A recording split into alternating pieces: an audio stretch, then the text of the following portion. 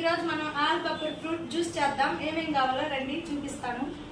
All buffer fruit అండి, సబ్జాలు and date, చక్కెర, జాము, మనము గార్నిష్ కోసం జీడిపప్పు, బాగా మనం ఐస్ క్యూబ్ చేసుకున్న పాలు, ఇవన్నీ కలిపి ఇప్పుడు నేను జ్యూస్ చేస్తాను ఫ్రెండ్స్.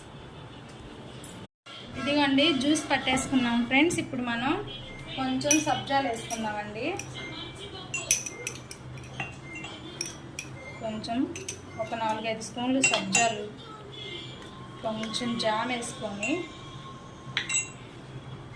జీడిపప్పు వేసుకున్నాం ఫ్రెండ్స్. కొంచెం డేట్స్ అండి, కొంచెం కట్ చేసి వేసుకుంటే బాగుంటుంది. ఇప్పుడు ఇదిగోండి ఇలా తయారు చేసుకున్న జ్యూస్ పోసేద్దాం.